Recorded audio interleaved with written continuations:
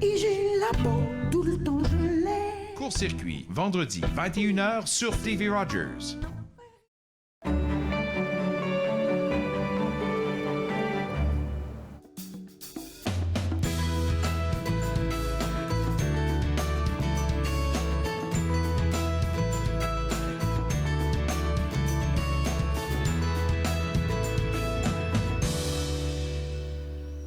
Bonjour et bienvenue à Entre nous exclusivement sur les ondes de TV Rogers. Je suis Claude Andrea Bonny et je me ferai un réel plaisir de passer la prochaine heure avec vous. On aura beaucoup de contenu durant la prochaine heure, mais tout de suite pour commencer la semaine, pour commencer cette émission, on a une bonne nouvelle qui nous vient du Musée canadien de la guerre. Et Catherine Lyons, vraiment, je pense que vous êtes très heureux de votre côté d'avoir reçu ce prix. Oui, en fait, c'est un programme pédagogique qui a récemment eu le prix en histoire publique, décerné par la Société historique du Canada. Donc, c'est une reconnaissance de la qualité exceptionnelle d'un de nos programmes préférés. Le programme préféré s'intitule « La boîte découverte sur la Seconde Guerre mondiale ». C'est quoi cette boîte? C'est un programme de diffusion qui est offert gratuitement à toutes les écoles ou n'importe quelle école partout au Canada. Donc, imaginez une énorme trousse, c'est comme une maille qui pèse à 60 livres. Et cette trousse-là est remplie de 23 objets, de vrais artefacts ainsi que certaines répliques. Et chaque objet représente un élément de l'histoire de la guerre, de la Seconde Guerre mondiale. Et les écoles reçoivent ça en prêt pendant une période de 2 semaines, ce qui permet vraiment aux élèves de vivre l'histoire, d'avoir entre leurs mains et d'apprendre davantage sur le rôle des Canadiens durant la Seconde Guerre mondiale. Et c'est un programme qui est entièrement gratuit et cela, c'est bien sûr grâce à des donateurs et des subventions que nous avons reçues. Et c'est aussi un ensemble de plein de ressources numériques qui augmentent l'expérience et qui sont là disponibles en tout le temps. Est-ce qu'on pourrait estimer aujourd'hui à combien d'écoles ont reçu les différentes trousses? En fait, nous avons 2 différentes versions de la trousse. Il y en a une Seconde Guerre mondiale qui vient tout juste de recevoir ce prix.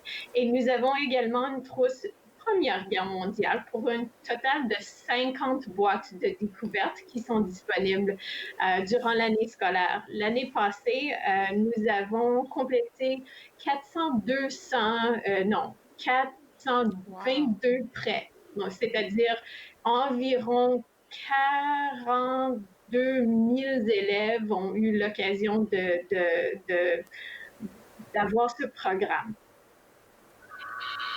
On voit que c'est très apprécié par les écoles, par les élèves. Comment vous allez vous organiser pour que ce soit disponible pour la rentrée 2020-2021? Parce que je sais que vous y pensez.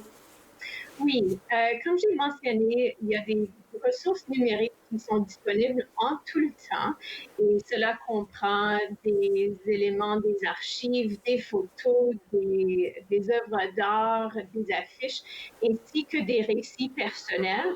Donc, c'est vraiment à travers toutes ces ressources numériques qu'on a un niveau de l'expérience humaine, une diversité de perspectives, de personnes impliquées dans la guerre. Donc, ça, c'est disponible en tout temps. Quand ça vient à la question des objets physiques qu'on envoie dans les écoles, nous sommes en train d'évaluer quelles pratiques, quelles mesures d'hygiène qu'on va mettre en place. Mais puisque presque toutes les provinces et territoires ont annoncé leurs intentions d'avoir des élèves dans les écoles physiquement,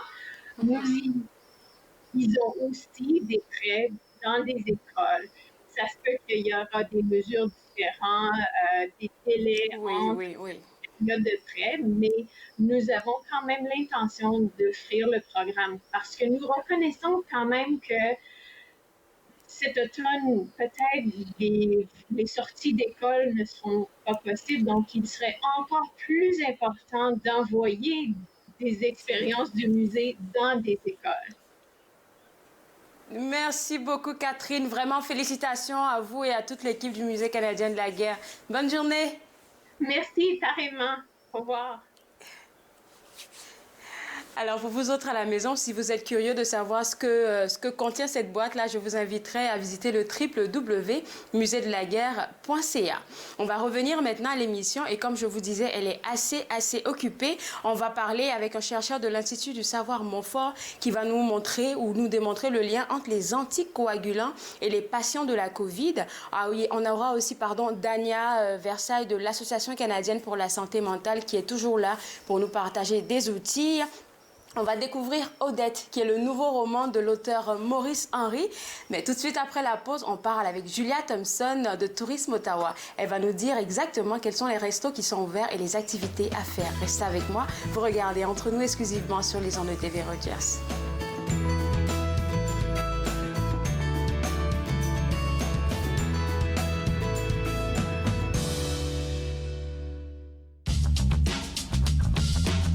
Cette émission est présentée par Télé Élan. Vous êtes enfin aux commandes. Pour en savoir plus, visitez rogers.com.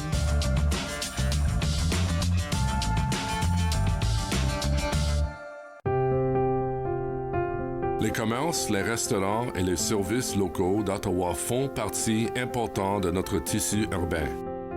Nous pouvons les aider en ces temps difficiles. Commandez chez eux en ligne, acheter des chèques cadeaux à utiliser plus tard, commander des repas à emporter ou à livrer, démontrer votre soutien sur les réseaux sociaux. S'il vous plaît, faites-le aujourd'hui. En savoir plus, visitez ottawa.ca/acheter local.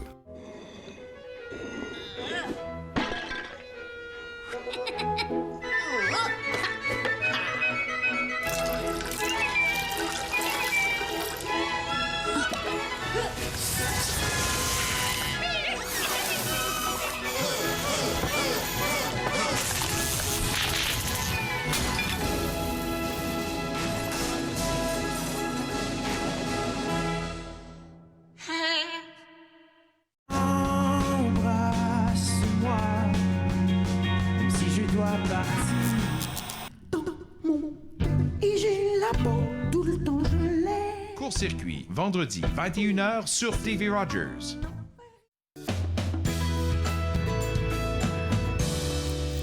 De retour entre nous exclusivement sur les ondes de TV Rogers. Quels sont les restos qui sont autorisés à ouvrir? Je pense que Julia Thompson, tu as la réponse à cette question pour nous. Oui, bien sûr. Comment ça va? Ça va bien, merci. Alors, on est impatient de savoir c'est qui les restos qui sont autorisés à ouvrir? Oui, nous avons reçu de très bonnes nouvelles la semaine passée du gouvernement d'Ontario que les restaurants avec les patios peuvent ouvrir. Alors, on ne peut pas maintenant manger dans les restaurants à l'intérieur, mais on peut manger sur les patios. Alors, ils vont prendre un peu de temps pour tous les restaurants de mettre toutes les directives de santé publique en action.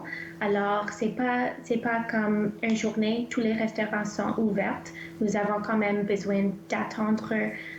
Ils ont besoin de rembourser les employés, mettre en œuvre les pratiques de santé publique, même peut-être commander la nourriture et choses comme ça.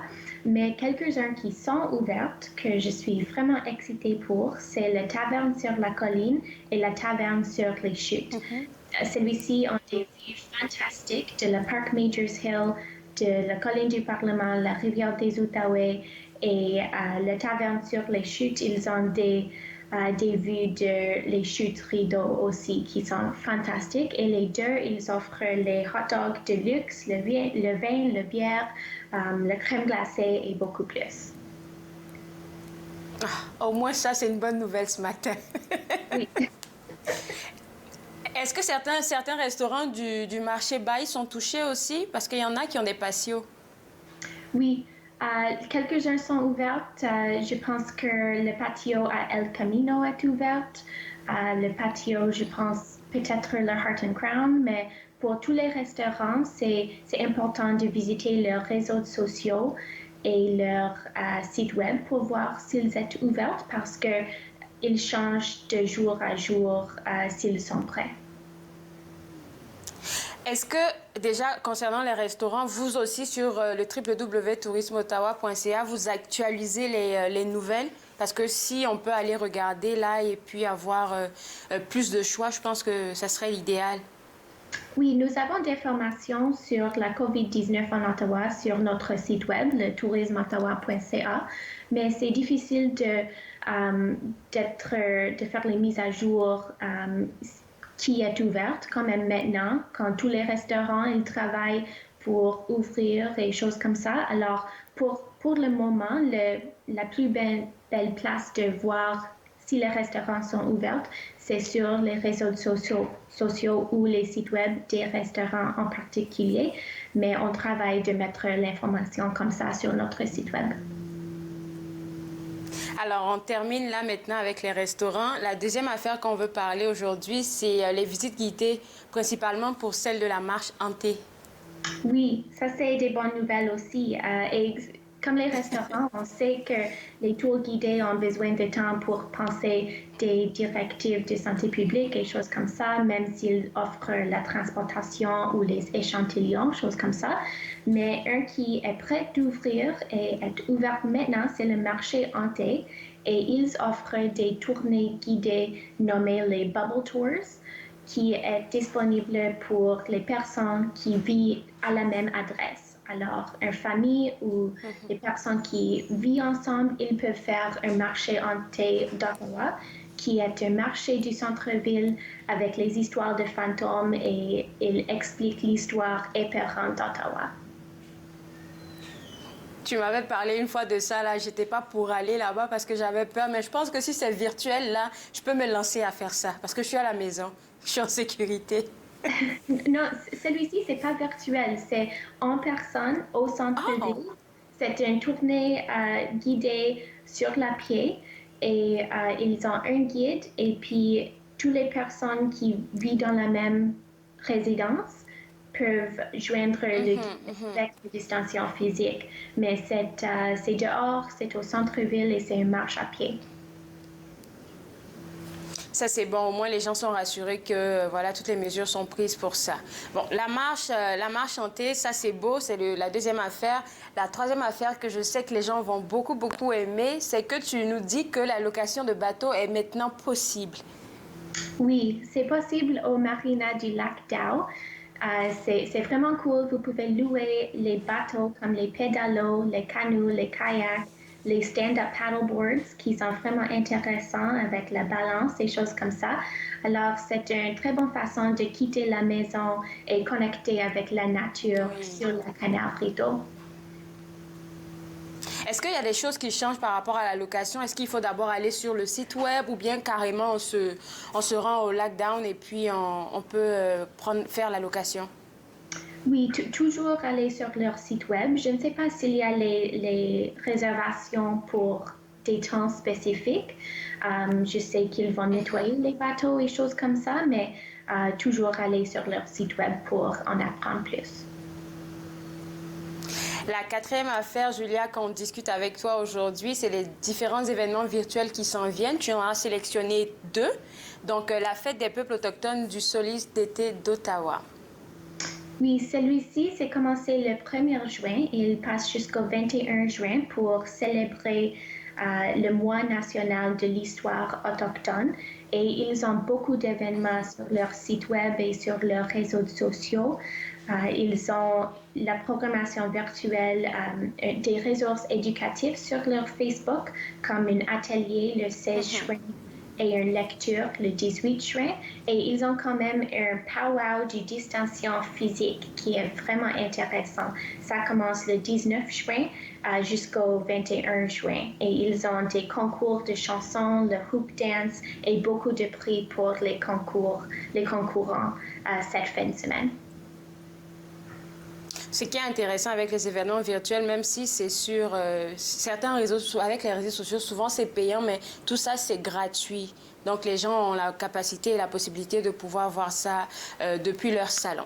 Le deuxième événement virtuel dont on va parler, c'est la Fête du Canada qui se prépare maintenant. Je pense depuis plus d'un mois là qu'ils ont lancé la campagne. Je dirais 15 jours qu'ils ont lancé la campagne sur les réseaux sociaux. Oui, c'est vraiment cool. Cette année, c'est tout virtuel. C'est une célébration toute nouvelle pour le Fête du Canada et tout le monde peut participer en Ottawa ou autour du Canada. Alors, ils ont annoncé leur programmation aujourd'hui. Alors, sur leur site web du patrimoine canadien, ils ont plus d'informations, mais ils ont des spectacles virtuels, des performances artistiques, beaucoup de choses à faire sur leurs réseaux sociaux. Alors, vous avez besoin de suivre Patrimoine canadien et voir sur leur site web toutes les choses à faire et tous les artistes qui vont performer aussi. Julia, je veux te dire merci parce qu'aujourd'hui, c'est la dernière chronique de la saison qu'on a ensemble. Merci à toi, merci à Aurore et à toute l'équipe de Tourisme Ottawa. On se reprend, je pense, en septembre. On se revoit en septembre. Oui, bien sûr. Et merci. Bonne journée. Au revoir. Alors, pour tout ce dont on vient de parler avec Julia de Tourisme Ottawa, je suis pas mal sûre que vous aussi, ça vous intéresse, les restos ouverts, la liste des restos ouverts, les différents lieux où est-ce qu'on peut louer les bateaux, le festival, les festivals autochtones qui s'en viennent et la Fête du Canada. Si vous voulez avoir plus d'informations, www.tourismeottawa.ca, c'est le site web à visiter. Et je vais revenir un peu sur la Fête du Canada. J'apprends que mercredi, on aura quelqu'un de Patrimoine canadien qui nous donnera plus de détails sur la programmation. On va prendre une pause et juste après, on va parler avec un chercheur de l'Institut du savoir Montfort sur une étude qu'il fait entre le lien entre les anticoagulants et les patients atteints de la COVID-19. Vous regardez Entre nous, exclusivement sur les ondes de TV Rogers.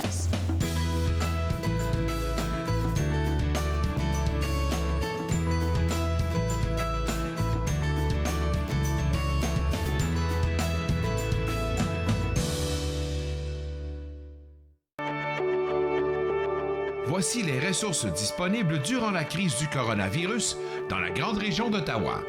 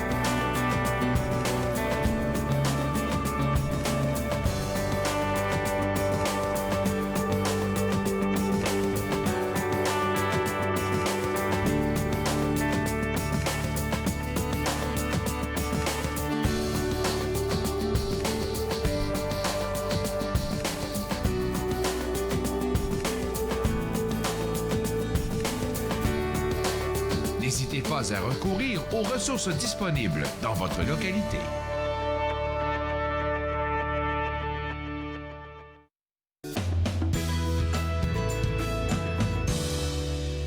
De retour entre nous exclusivement sur les ondes de TV Rogers. Quel est le lien entre les anticoagulants et les patients de la COVID-19? On a Dr Carrier qui est chercheur, membre de l'Institut du savoir Montfort, qui va nous en dire plus sur son étude. Mais avant de parler de votre étude, j'aimerais qu'on fasse un petit cours avec moi pour vous demander en fait c'est quoi l'utilité d'avoir des anticoagulants et leur rôle dans notre corps chez un humain.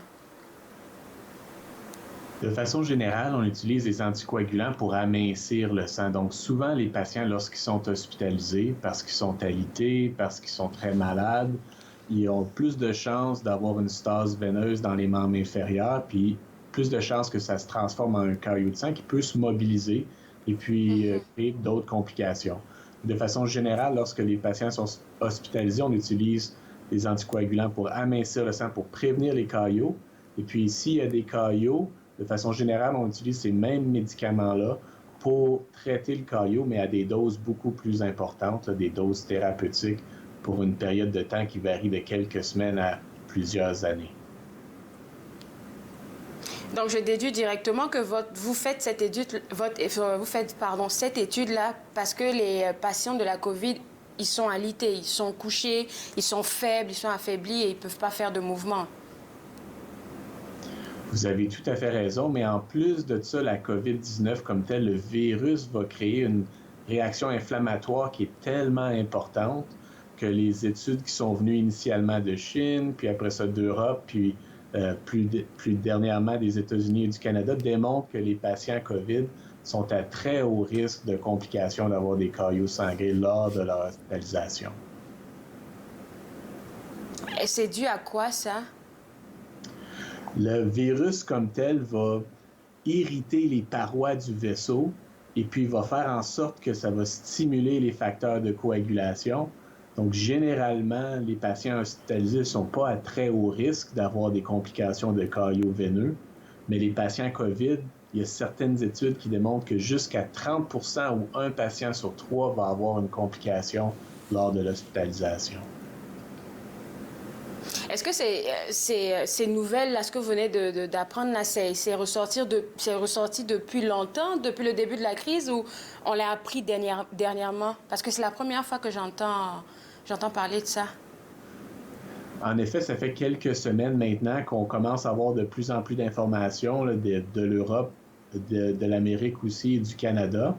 Et puis, les centres canadiens sont tous mis ensemble pour voir si on ne pouvait pas essayer de diminuer ces risques de caillots-là lors de l'hospitalisation, d'où l'étude qui va être faite à l'hôpital Montfort. Et cette étude-là, elle va consister en quoi concrètement? Bien, ce qu'on veut voir, c'est est-ce qu'on est capable de diminuer le risque de caillots lors de l'hospitalisation. Donc, les patients, quand ils vont être hospitalisés, vont être invités à participer s'ils le veulent bien. Et puis, on va regarder 2 différentes doses de médicaments pour amincir le sang ou d'anticoagulants. Et puis, l'hypothèse, c'est que est-ce que si on donne une plus haute dose de médicaments pour amincir le sang, est-ce qu'on peut diminuer ce risque de complications-là et puis éviter que les gens soient éventuellement besoin d'aller aux soins intensifs, puis essayer de diminuer là, la morbidité puis la mortalité chez ces patients-là. Vous avez parlé de 2 affaires dans ce que vous venez de dire. Vous avez parlé du type d'anticoagulant et aussi des doses. D'abord, quand on parle de type, vous faites référence à quoi? Oui, de façon générale, on peut prendre un médicament pour amincir le sang par la bouche ou on peut le prendre par injection aussi. Et puis, quand les patients sont très malades, de façon générale, on aime mieux le donner par injection. Une petite injection sous-cutanée, là. On prend un peu de gras, puis on fait juste une petite injection.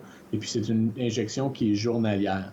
De façon générale, tous les patients hospitalisés vont avoir une petite dose comme ça pour éviter d'avoir les complications. Ce qu'on veut voir, c'est est-ce qu'on peut, si on donne une dose un peu plus importante de ce médicament-là, une dose plus thérapeutique, est-ce qu'on peut diminuer les risques d'avoir des complications? Et vous pensez que cette étude-là pourrait prendre combien de temps? De façon générale, parce qu'on commence à avoir une diminution qui est très bon au Canada, on va avoir une diminution des cas. On pense que ça va prendre environ 3 à 6 mois de tous les centres qui participent au Canada avant d'avoir assez de patients pour pouvoir efficacement dire si les médicaments pour amincir le sang sont efficaces et permettent d'augmenter la survie chez les patients atteints de COVID. Est-ce que les patients masculins sont masculins, ou en tout cas des hommes et des femmes, c'est qui les plus susceptibles de pouvoir travailler avec vous sur cette étude? Oui, fait que c'est une bonne question. Hein? Fait qu'on a, la COVID va affecter un peu les hommes et les femmes. Fait qu'on a inclus tous les patients. Et puis, ce qui est intéressant avec les médicaments, ce que j'ai oublié de vous mentionner avec les médicaments qui sont donnés par injection, c'est que possiblement, le médicament par injection pourrait prévenir ou ralentir la progression du virus comme tel aussi. Donc, on pense que ces médicaments-là ou ces anticoagulants pour amincir le sang ne font pas juste diminuer le risque d'avoir des caillots sanguins lors de l'hospitalisation, mais pourraient ralentir l'infection de la COVID-19 aussi. Donc, de façon générale, pour les hommes et les femmes, les deux vont être invités. On n'a pas on ne pense pas qu'il va y avoir plus un sexe qui serait plus favorisé qu'un autre. On va avoir une bonne représentation des deux, puis une grande représentation là, de la population canadienne, d'où l'importance de faire ces études-là dans chaque centre pour que quand les résultats sortent, on puisse se dire qu'ils sont généralisables aux patients qu'on voit ici à Ottawa ou à l'hôpital Montfort, par exemple. Quand vous avez parlé tantôt du médicament, je veux juste ouvrir une parenthèse sur ça parce que c'est vrai qu'on ne s'est pas axé sur ça. Le médicament, c'est quoi? C'est quoi comme médicament? Ah, c'est une bonne question. Hein? On aurait dû en parler un peu plus tôt. Vous avez bien raison, j'ai oublié de le mentionner. C'est une héparine de bas poids moléculaire. Fait que c'est une héparine qui a été concentrée, si on veut, à des petites doses pour que ça soit donné en injection. C'est des médicaments qui sont disponibles en vente sous prescription. Comme je vous ai dit, de façon générale, on les utilise toujours lorsque les patients sont hospitalisés. Fait que c'est pas un nouveau médicament comme tel. C'est un vieux médicament qu'on utilise depuis plusieurs années, pour lesquels on se rend compte qu'il y a peut-être une nouvelle indication ou peut-être une nouvelle facette, là, ou une façon de l'utiliser un peu plus efficacement pour ces patients-là. Je vous demande ça pourquoi? Parce que il faut le dire, là, comme vous l'avez mentionné, vous êtes à la recherche de personnes qui sont disposées à travailler sur cette étude-là avec vous, donc des patients qui sont atteints de la COVID. Mais c'est intéressant de mentionner que ce qu'ils auront comme injection, là, ça pourrait eux-mêmes les aider à ralentir, comme vous l'avez mentionné, le virus dans le corps. Donc, d'une pierre deux coups, si je peux le dire ainsi. Absolument. Fait qu'on pense que non seulement ça va diminuer le risque de caillot veineux, mais ça va peut-être éviter que ces patients-là progressent à un stade plus avancé de la maladie, donc peut-être éviter d'être obligés d'aller aux soins intensifs ou d'être ventilés ou d'avoir des complications additionnelles là, de la COVID-19. Est-ce que si un patient travaille avec vous et qu'il se fait ces injections-là, c'est absolument ça qu'il doit recevoir ou il est possible pour lui de prendre d'autres médicaments comme l'aspirine, par exemple? C'est une bonne question parce qu'il y a beaucoup d'autres médicaments qui sont en vente libre pour lesquels les gens prennent déjà. Il y a beaucoup de gens dans la population qui prennent déjà des médicaments pour amincir le sang. Vous avez mentionné l'aspirine, qui est un antiplaquetteur qui diminue l'action des plaquettes, mais il y a certains patients qui vont être sur d'autres médicaments pour amincir le sang. Donc, on peut inclure les patients s'ils prennent l'aspirine ou s'ils prennent un autre médicament qui s'appelle le clopidogrel ou le Plavix. On peut, parce que c'est sécuritaire de donner l'héparine ou ce qu'on utilise dans l'étude en combinaison avec un autre médicament. Mais si le patient a une autre indication pour laquelle il doit prendre un autre médicament à des doses thérapeutiques, à ce moment-là, vous comprendrez qu'on ne veut pas inclure ces patients-là non plus parce qu'on ne veut pas doubler la dose de médicaments.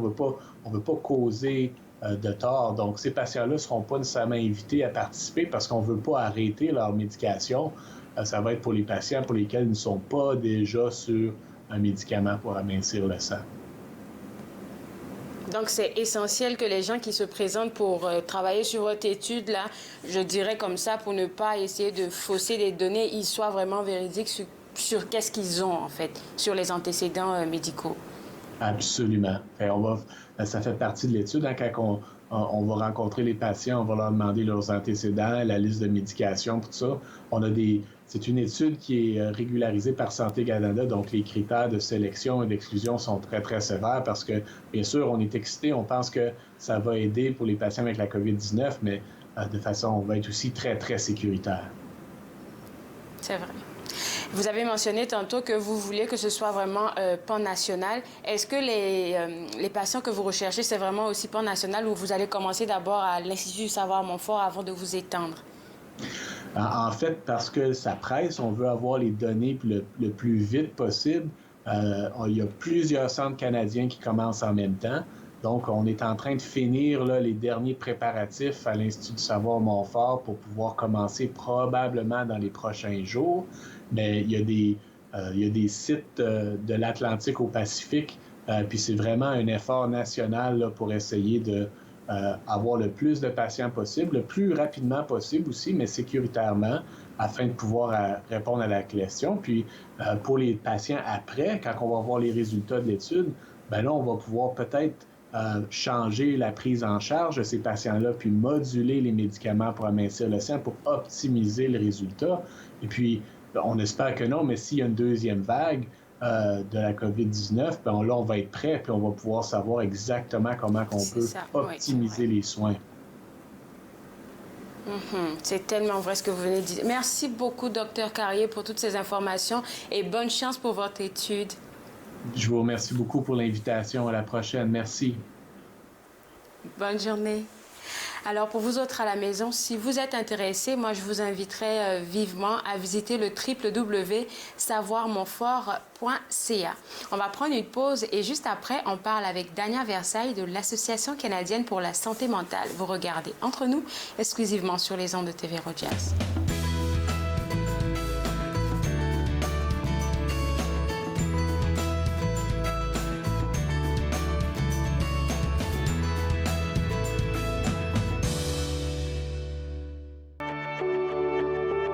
Voici les ressources disponibles durant la crise du coronavirus dans la grande région d'Ottawa.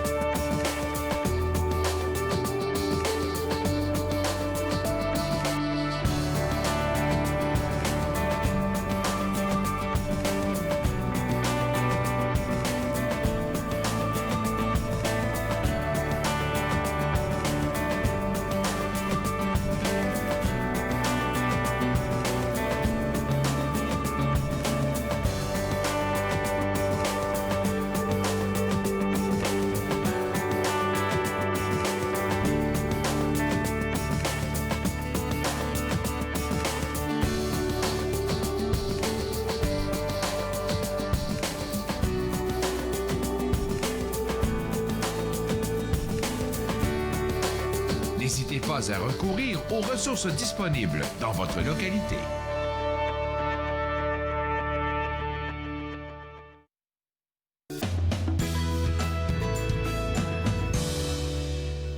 De retour à Entre nous exclusivement sur les ondes de TV Rogers. Comment apporter du soutien à une personne ayant des problèmes de santé mentale? C'est le sujet de notre chronique avec Dania aujourd'hui. Et tu nous dis toujours qu'il faut vraiment prendre le temps de ne pas juger et de se poser les vraies questions avant de partir pour aider quelqu'un. Oui, bien, j'ai pensé que ce serait une bonne idée de faire un survol des messages que j'ai véhiculés au cours de cette saison en démontrant aux gens qui nous écoutent comment est-ce qu'on pourrait apporter du soutien à une personne qui en aurait besoin par les difficultés qu'elle est en train de vivre. Puis, je me suis dit que ça serait pratique. Puis, c'est pas si compliqué qu'on le pense. Okay? Il faut se faire confiance. Alors, on va prendre l'exemple de monsieur, madame Intel, qu'on connaît quand même assez bien, pas trop de façon trop intime, mais on serait capable de décrire à une personne qu'on connaît. Et c'est une personne habituellement qui pourrait être joyeuse, qui est un bon vivant, comme qu'on dit, qui rit à nos blagues, à nos jokes, quelqu'un qui est habituellement bien mis, bien soigné, des personnes en qui on a confiance en leur jugement parce qu'ils ont quand même une bonne tête sur les épaules. Mais dernièrement, il semble que dans les dernières conversations qu'on pourrait avoir avec cette personne-là, il y a quelque chose qui cloche. Il y a quelque chose qui nous donne une puce à l'oreille qui nous dit il me semble que cette personne-là n'est pas eux-mêmes depuis ces derniers temps. Peut-être que l'apparence de la personne a changé quelque peu, les cheveux échevelés, les vêtements un petit peu moins soignés. C'est vrai qu'on est avec la quarantaine, des fois, on laisse nos meilleurs vêtements dans notre garde-robe, mais quand même. Le discours de la personne peut-être avoir un ton triste ou nerveux, frénésique ou colérique, ou le jugement de la personne n'est pas comme qu'il était auparavant, soit par manque de concentration, un petit peu de confusion, des choses comme ça. Donc, il y a quelque chose qui sonne pas rond, mais on a de la misère à mettre le doigt dessus. Donc, ça, c'est ce qui pourrait Ça nous prend beaucoup inciter. d'observation pour la personne de l'autre côté. Ça prend beaucoup d'observation. Ça prend aussi une écoute attentive. Donc, j'ai parlé de l'art d'écouter récemment, lors de la Semaine nationale pour la santé mentale. Et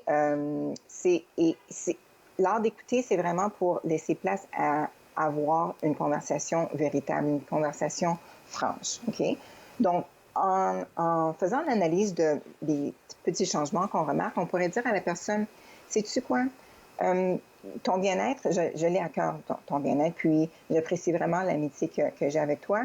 Mais ces derniers temps, j'ai marqué des petites différences, puis ça m'inquiète un petit peu, puis j'aimerais juste vérifier avec toi si il y a quelque chose qui se passe pour lequel tu aurais besoin peut-être de l'aide, ou si c'est quelque chose d'anodin qui pourrait expliquer ce que j'ai remarqué. Donc vraiment, c'est d'adopter la position d'un miroir pour refléter qu'est-ce qu'on voit. Okay? Puis, pour nous donner la permission d'avoir cette conversation, pour valider si la personne, elle porte un masque par exprès pour cacher quelque chose de plus difficile derrière, ou simplement, c'est pas un masque qu'elle porte, c'est juste elle a une difficulté quelconque. Donc, ça, c'est important de faire cette analyse-là parce que les conversations véritables et le soutien, ça commence par soi. Okay? Et souvent, les gens vont s'auto-stigmatiser et ils vont s'empêcher, par peur d'être ridiculisés ou quoi que ce soit, d'avoir cette conversation-là. Puis, ils ne savent pas trop à qui faire confiance aussi. Parce qu'ils ne savent pas si l'autre personne serait disposée à avoir cette conversation-là. OK? Alors, quand on fait cette analyse... C'est pour ça que tu demandes que la personne... Tu dis toujours qu'il faut, comme tu l'as dit tout à l'heure, apprendre à se faire confiance. C'est clair qu'on ne peut pas avoir tous les outils pour aider une personne qui vit un moment difficile, mais au moins de commencer une conversation franche, comme tu l'as dit, je pense que ça ouvre une porte pour l'autre personne. Ça ouvre une porte. Ça démontre à la personne que, il y a quelqu'un qui pense à mon bien-être. Parce que des fois, on est tellement pris dans nos problèmes qu'on a la tête baissée puis les visières fermées, puis on ne voit pas toute l'aide qui pourrait être accessible autour de nous. Et donc, ça donne la permission à la personne de dire, ben oui, j'aimerais en parler, ça fait longtemps que j'ai quelque chose sur le cœur qui pèse lourd, mais je ne savais pas trop à qui en parler. Et là, il faut se dire, quand on adopte le rôle de l'aidant, est-ce qu'on est en meilleure position, est-ce qu'on est en bonne position pour apporter du soutien à la personne? C'est-à-dire, même si on veut se faire confiance, on se sent très maladroit, mal équipé, mal chaussé. Et là, il faut se dire, ben regarde, si on décide que non, c'est pas quelque chose que je peux faire, faut le dire à la personne. Faut lui dire, sais-tu quoi? J'ai remarqué qu'il y a des problématiques, puis je me sens mal parce que j'aimerais bien t'aider, mais je sais pas comment, puis j'ai peur de faire la mauvaise chose. Est-ce qu'il y aurait quelqu'un d'autre autour de toi auprès de qui on pourrait continué cette conversation?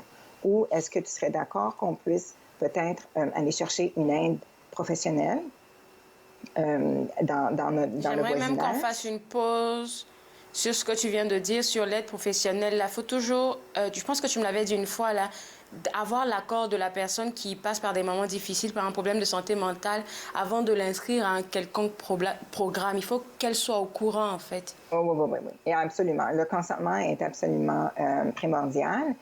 Puis, la seule situation où on pourrait peut-être ne pas suivre cette règle, c'est si le bien-être de la personne est en danger, donc s'il y a une situation immédiate d'urgence, ou si la personne pose un danger à quelqu'un d'autre. Au niveau professionnel, en santé mentale, on sait que c'est une règle d'or qu'on respecte parce que ça fait partie de notre code de déontologie ou code d'éthique. Si la personne est en danger elle-même ou si elle met en danger quelqu'un d'autre, il faut appeler les autorités comme le 911 pour pouvoir remédier à la situation de façon très, très, très immédiate. Okay? Mais oui, absolument. S'il y a des services auxquels on pense que la personne pourrait bénéficier, il faut lui demander son accord. C'est un adulte, en fait. Et si c'est le cas d'un mineur, alors il faut demander, évidemment, il faut mettre les parents au courant de la situation. OK? Donc, il faut écouter la personne, aussi utiliser le silence. Des fois, on est trop bousculé ou peut-être pas bousculé, mais mal à l'aise, avec un silence qui peut vraiment être lourd dans la conversation, il faut laisser la chance à la personne de reprendre son pas, de choisir ses mots pour vraiment qu'elle puisse analyser la température émotionnelle qu'elle vit, puis probablement qu'il y a plein d'idées qui lui passent par la tête, puis elle ne sait pas trop où donner la tête. Donc, il ne faut pas bousculer les conversations avec des conseils. Au contraire, il faut aller vraiment à la cadence de la personne. Okay? Si la personne veut des conseils, il faut lui demander. Okay? Et donc, ça, c'est très, très, très important. Autre chose qui est important aussi, c'est d'utiliser les connaissances qu'on a, okay? Pour normaliser la conversation. Donc, souvent, on va dire, il faut se rappeler qu'une personne sur 4 a des problèmes de santé mentale. Des fois, ça peut être la phrase qui va nous permettre de commencer la conversation pour dire à la personne, tu sais, c'est normal. Il y a une personne sur 5 qui a des problèmes de santé mentale, puis les 4 autres personnes connaissent quelqu'un qui a des problèmes de santé mentale. Donc, moi, j'aimerais que tu me fasses confiance, si c'est le cas, pour que tu puisses accepter mon aide quelconque. OK? Faut se rappeler aussi la définition de c'est quoi un problème de santé mentale comparativement à un trouble de santé mentale. C'est pas pareil. La santé nous suit partout, qu'elle soit santé physique ou santé mentale, qu'elle soit positive ou négative, ça nous suit partout. Ça, c'est notre capacité de penser, de ressentir, d'agir selon nos valeurs personnelles, selon nos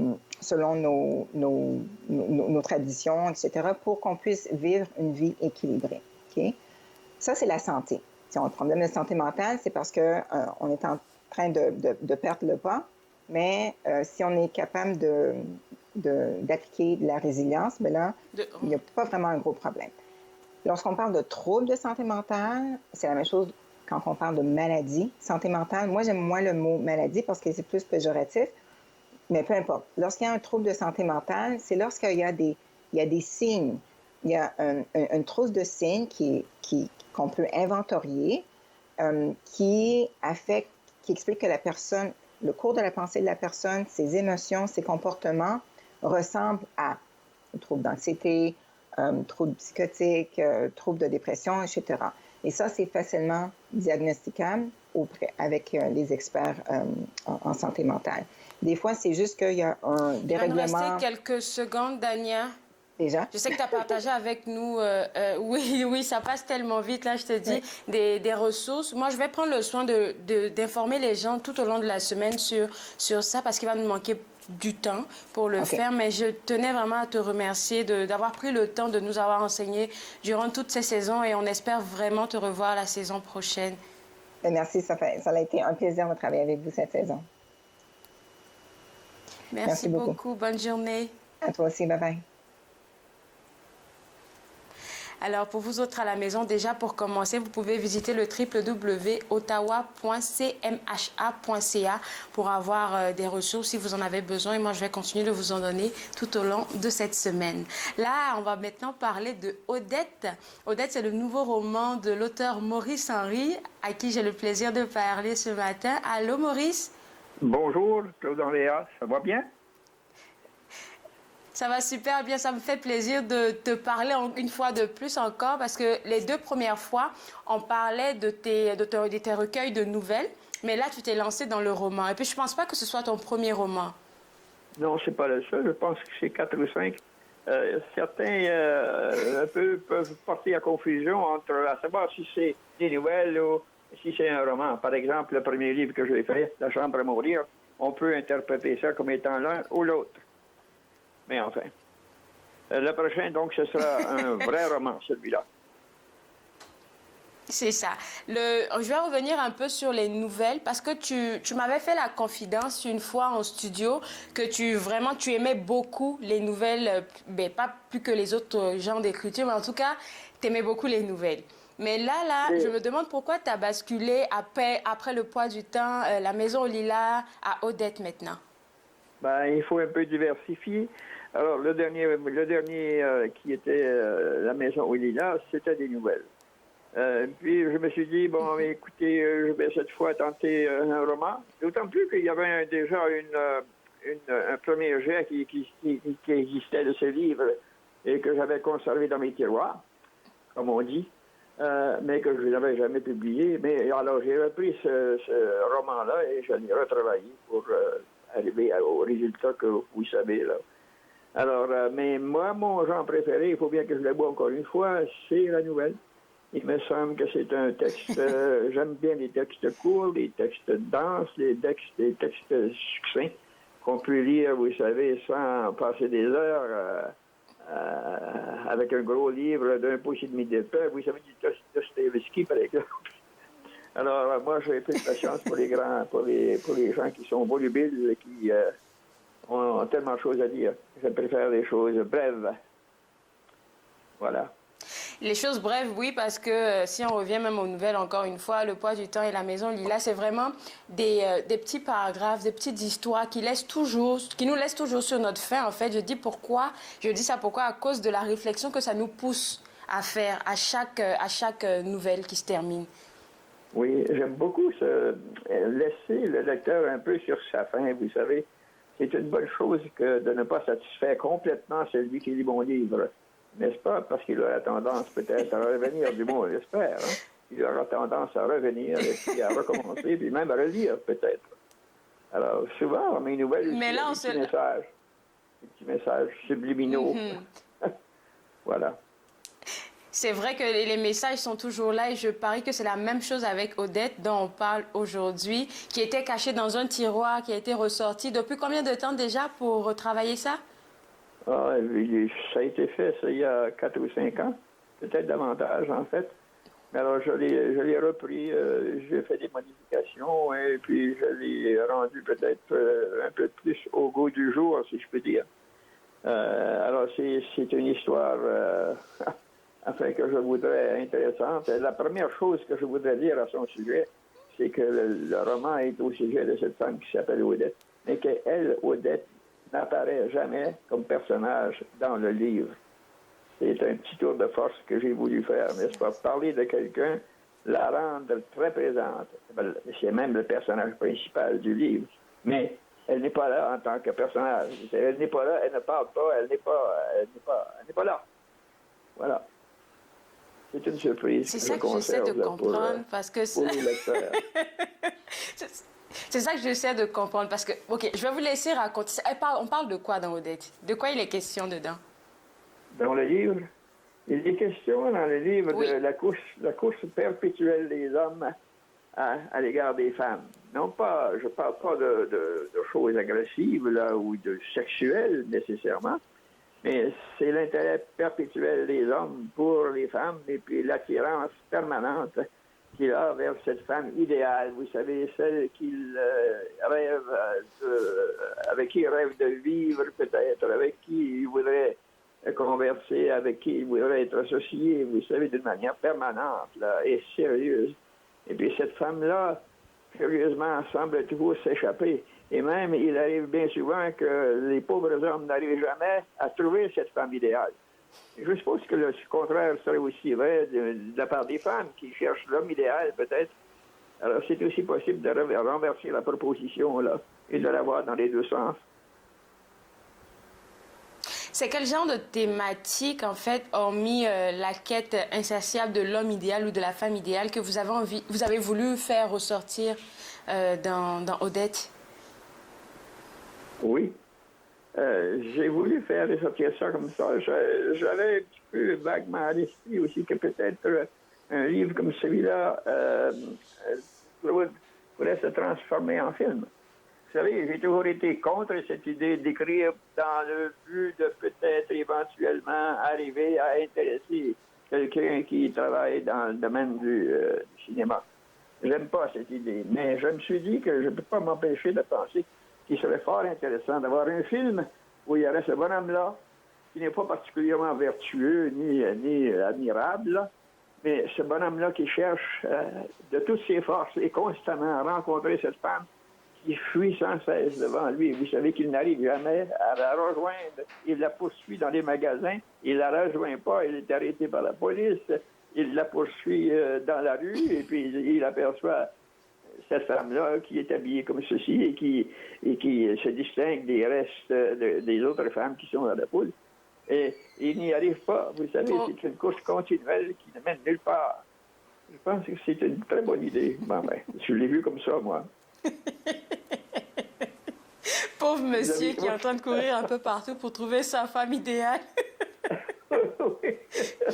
Je suis juste en train de me dire que ça a dû vous demander beaucoup d'inventions, en fait, pour que cette femme-là se trouve à des moments bien précis et que le monsieur l'échappe à un moment. En tout cas, ça a dû demander beaucoup de travail de réfléchir à tous ces stratagèmes-là. Bien, c'est ça. Il fallait inventer, vous savez, comme elle n'est pas là, comme elle ne parle jamais, elle n'est pas là, je dis bien. Alors, il fallait inventer des épisodes autour d'elle, en quelque sorte. Et donc, inventer des épisodes où le personnage que j'appelle principal, en l'absence d'Odette, le personnage principal s'appelle Paul. Alors, ce Paul, donc, il s'intéresse aussi à d'autres femmes. Et puis, mais seulement, il y a cette insatisfaction continuelle, vous savez. Il est déçu, en quelque sorte, par la réalité, par celle qu'il vit tous les jours, par ses relations hommes-femmes. Et puis, il s'accroche à cette espèce d'image fuyante là, de cette femme qui, effectivement, lui échappe constamment. Ah. Je ne sais pas si les gens, avec ce que vous me donnez comme information, je ne sais pas si les gens vont le voir comme ça, mais j'ai l'impression qu'il y a une petite leçon que vous voulez donner en arrière, comme pour dire que l'homme ou la femme idéale n'existe pas. Il faut faire avec qu'est-ce qu'on a et puis essayer de grandir ensemble. Oui. Vous le dites d'une manière un petit peu noire.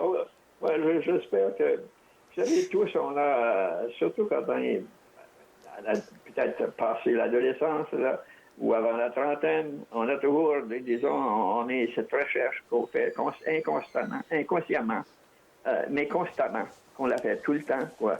Et les femmes le font constamment aussi, parce qu'elles passent, par exemple, dans le cas des femmes, et je ne veux pas faire fâcher les femmes ici, mais elles passent beaucoup de temps à s'habiller, elles passent beaucoup de temps à se maquiller devant le miroir. Mais pour qui elles font ça? Bien, quelques-unes à qui j'ai posé la question me disent, mais c'est pour être bien, hein, parce que je me sens bien quand je suis bien habillée, que je pense que je peux plaire aux gens, mais je pense qu'il faut aller un petit peu plus loin que ça. L'idée, c'est toujours de plaire finalement, peut-être pas aux femmes, mais du moins à une femme, vous savez.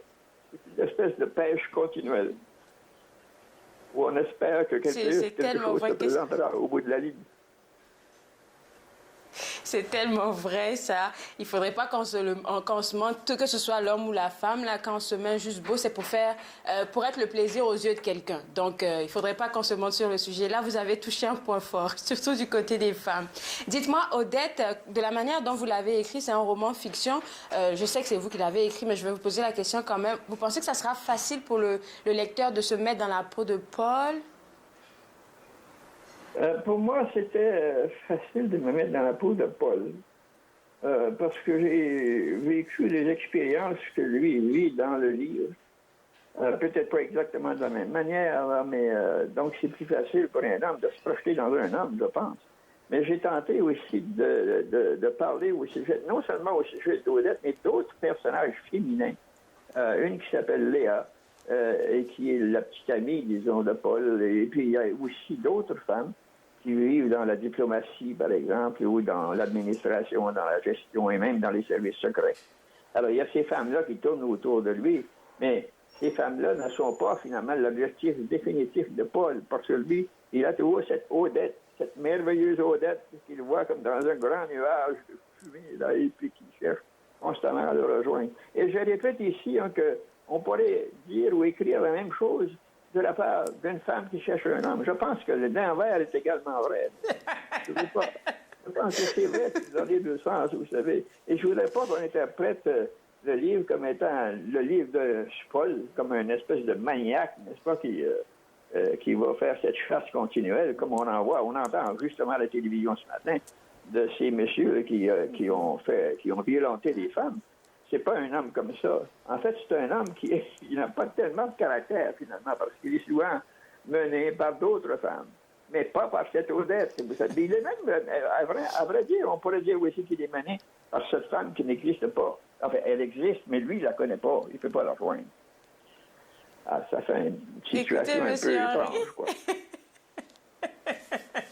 Merci, Monsieur Henry, d'avoir partagé ça avec nous. Je suis pas mal sûre que vous allez travailler sur d'autres beaux projets encore et nous, ça nous fera plaisir de discuter avec vous de ça. Bonne journée.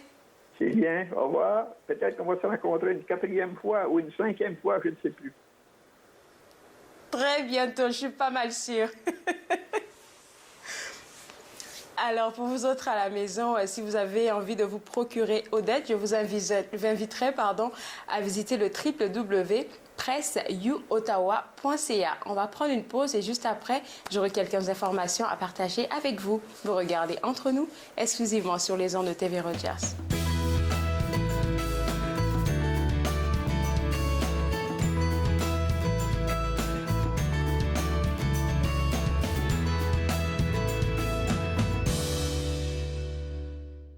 Bonjour, ici Jim Watson. J'aimerais prendre un moment pour remercier tous les travailleurs de première ligne qui continuent de mettre leur vie à risque lors de cette pandémie.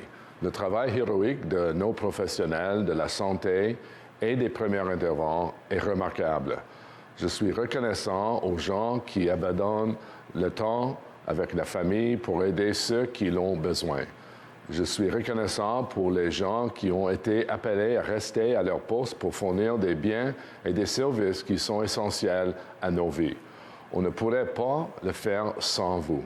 Merci beaucoup.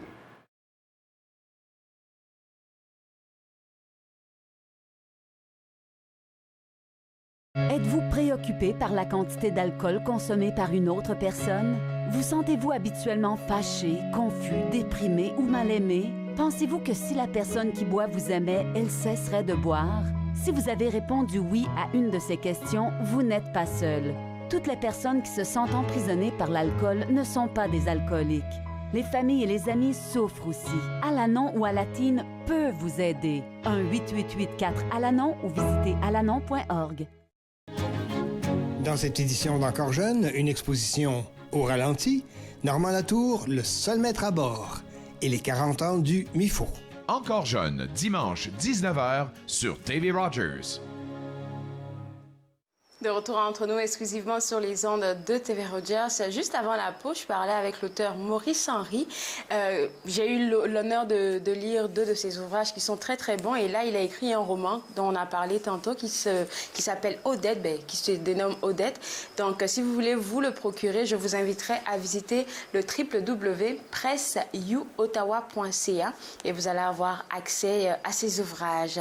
En deuxième lieu, j'aimerais vous parler de santé mentale. On a parlé aussi avec Dania Versailles de l'Association canadienne pour la santé mentale et aujourd'hui, elle nous donnait des outils pour pouvoir mieux parler à quelqu'un qui a un problème de santé mentale. Et si vous voulez avoir plus d'informations, plus de ressources pour vous aider vous-même ou peut-être aider quelqu'un à côté de vous, ça sera au www.ottawa.cmha.ca.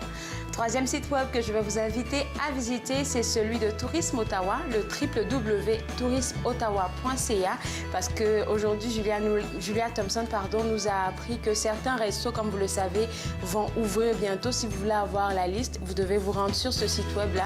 Il y a aussi la possibilité de faire la location de bateaux et pour pouvoir faire une belle virée sur l'eau. Alors, si vous y pensez, www.tourismeottawa.ca. Moi, je me suis fait le plaisir de passer cette heure avec vous. On se voit demain à l'émission. Au revoir. Faites-nous part de vos commentaires en composant le 613-521-2323 par courriel sur Facebook et Twitter.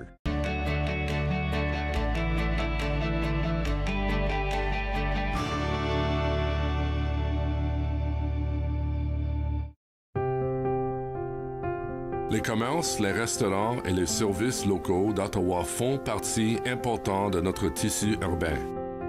Nous pouvons les aider en ces temps difficiles.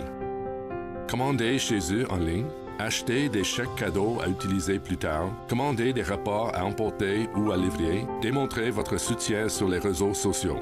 S'il vous plaît, faites-le aujourd'hui. En savoir plus, visitez ottawa.ca/acheter local.